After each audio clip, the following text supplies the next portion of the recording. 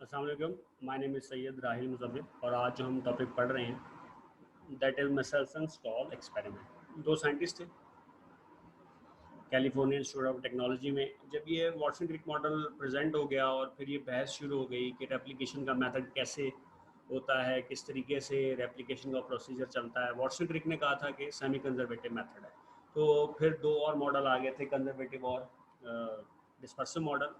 इन तीनों को टेस्ट करने के लिए इन दोनों साइंटिस्ट ने 1958 में बड़ा क्लासिकल एक्सपेरिमेंट किया, उसकी डिटेल है।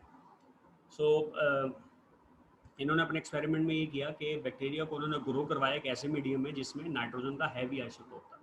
अब ज़ाहिर है नाइट्रोजन आपको पता है वो डीएनए में नाइट्रोजन बेसिस में इस्तेमाल होती है, तो इनके डीएनए के अंदर heavy isotope of nitrogen incorporate हो।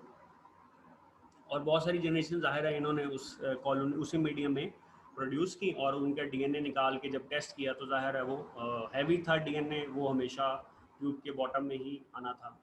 फिर उसके बाद इन्होंने क्या किया कि बैक्टीरिया को कॉलोनीज में ग्रो करवाया और उसमें नॉर्मल नाइट्रोजन N14 यूज़ किया जो कि हैवी आइसोटोप नहीं था, और फिर उनके डीएनए को एक्सट्रैक्ट किया।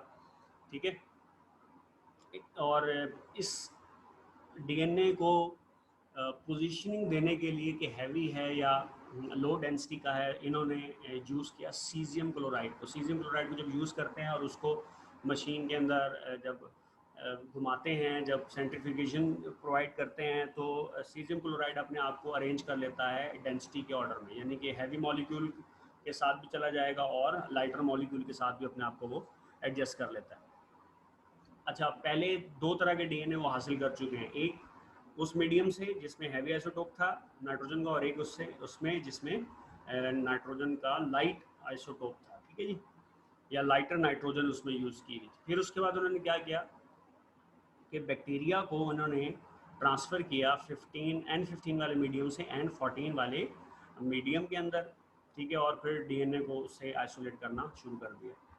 फिर उसके बाद जो डीएनए उन्हें हासिल हुए सारे, जो उन्होंने बनाए डीएनए, उसको फिर उसके बाद उन्होंने सीजियम क्लोराइड के साथ डिज़ोल्व करके स्पन किया हाई स्पीड पे, और डीएनए जो डिफरेंट स्ट्रैंड थे ज़्यादा डेंसिटी के हिसाब से उन्होंने अपने आप को अरेंज कर लिया। अब इसमें होता ये है कि सेंट्रीफ्यूगल फोर्स जो है वो बस सीजियम आयंस को फोर्स करती हैं कि वो सेंट्रीफ्यूगल जो ट्यूब है उसके बॉटम में चले जाएं। डेंसिटी ग्रेडियंट एक्चुअली बनना शुरू हो जाता है, और जिस डीएनए के मॉलिक्यूल का जो वेट होता है वो फिर अकॉर्डिंगली उस सीजियम क्लोराइड के मॉलिक्यूल के साथ एडजस्ट हो जाता है।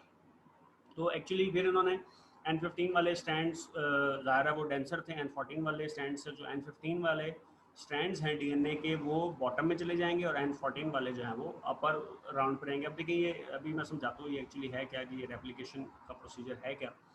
पहले डायग्राम से समझाता हूँ फिर उस पर लेके जाते हैं। देखिए, बैक्टीरिया को उन्होंने ग्रो किया हैवी एन नाइट्रोजन वाले मीडियम के अंदर, ये सबसे ऊपर प्लेट है N15 वाले मीडियम के अंदर। ठीक है जी, जहाँ से इन्होंने क्या किया, बैक्टीरिया को किल किया, डीएनए निकाल लिया, अपने पास रख लिया। फिर उसके बाद इन्होंने बैक्टीरिया को ट्रांसफ़र किया N14 वाले मीडियम में, और इनको रेप्लिकेशन का टाइम नहीं दिया, और फिर इन बैक्टीरिया को किल करके इनका डीएनए निकाल लिया। दो तरह के हो गए। फिर N15 वाले मीडियम से बैक्टीरिया को ट्रांसफ़र किया N14 वाले मीडियम पे, और उनको 20 मिनट दिए, यानी कि ये चूँकि एस्चेरिचिया कोलाई है तो वो 20 मिनट लेता है एक रेप्लिकेशन कंप्लीट करने के लिए, यानी कि एक रेप्लिकेशन का टाइम दिया, फिर डीएनए आइसोलेट कर लिया। फिर N15 वाले मीडियम से ट्रांसफ़र किया N14 वाले मीडियम पे, और 40 मिनट दिए, यानी 2 टाइम्स ऑफ रेप्लिकेशन प्रोवाइड किया। अब इनके, और फिर इनको बैक्टीरिया को किल करके डीएनए ले लिया। तो 4 तरह का डीएनए इनके पास आ गया। एक वो जो N15 वाले मीडियम में बैक्टीरिया ने ग्रो किया था, एक वो डीएनए था जो कि N15 वाले मीडियम से फ़ौरन N14 वाले मीडियम में ट्रांसफ़र करके ले लिया था। तीसरा डीएनए वो था जो कि 20 मिनट्स के बाद एक राउंड ऑफ रेप्लिकेशन के बाद लिया था, और उसके बाद वो डीएनए था जो कि 2 राउंड्स ऑफ एप्लीकेशन के बाद लिया। फिर इन सबको सीजियम क्लोराइड के साथ डिज़ोल्व करके सेंट्रीफ्यूज किया, और फिर ये 4 तरह के रिजल्ट्स हासिल हो गए। जो पहला है जो कि N15 वाले मीडियम से डीएनए लिया गया, ठीक है, जो कि आप कह सकते हो कि इसमें देखो ये कंट्रोल ग्रुप है, अनलेबल्ड डीएनए है, ये लेबल्ड, लेबल्ड से मुराद ये है कि इसमें हैवी आइसोटोप है।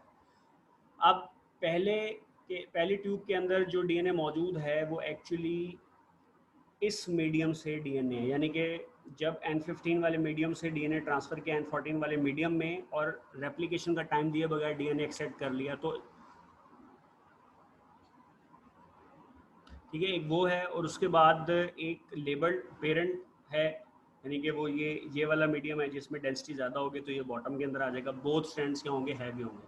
और जब फर्स्ट राउंड ऑफ रेप्लिकेशन हो जाएगा, ठीक है, फर्स्ट राउंड ऑफ रेप्लिकेशन हो जाएगा, तो क्या होगा, सेमी कंजर्वेटिव मेथड होने की वजह से एक स्ट्रैंड ओल्ड आएगा और एक स्ट्रैंड न्यू आएगा, जिसकी वजह से जो स्ट्रैंड है वो ना लाइटर होगा ना वो हैवियर होगा, वो इन बिटवीन आ जाएगा, इंटरमीडिएट आ जाएगा। उसके बाद जब सेकेंड राउंड ऑफ रेप्लिकेशन होगा तो ये दोनों स्टैंड ओपन होंगे, और जब दोनों स्टैंड ओपन होंगे तो एक पुराना स्टैंड और एक नया स्टैंड, एक पुराना स्टैंड और एक नया स्टैंड।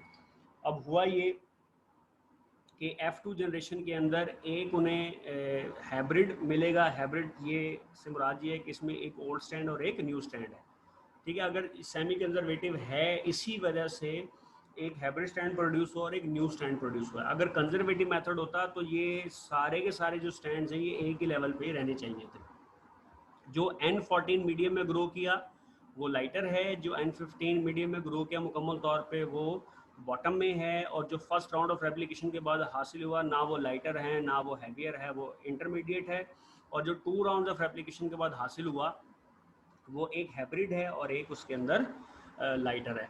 तो ये एक्चुअल डायग्राम है कि 0 राउंड ऑफ रेप्लिकेशन में ये डेंसिटी ज़्यादा थी तो ये बॉटम में आ गया, फर्स्ट राउंड ऑफ रेप्लिकेशन में ये हाइब्रिड हो गया तो हैवियर से थोड़ा ऊपर हो गया, और जब सेकेंड राउंड ऑफ रेप्लिकेशन हुआ तो उसके अंदर एक डेंसिटी देखिए कम होती जा रही है बैंड्स की, तो एक लाइटर आ गया और एक उसके अंदर हाइब्रिड आ गया। तो ये एक्चुअली यहाँ से उन्होंने प्रूव किया कि जो रेप्लिकेशन है वो सेमी कंजर्वेटिव मेथड के थ्रू होती है। ठीक है जी, इंशाल्लाह आपसे नेक्स्ट लेक्चर में मुलाकात होती है, अपना ख्याल रखिए।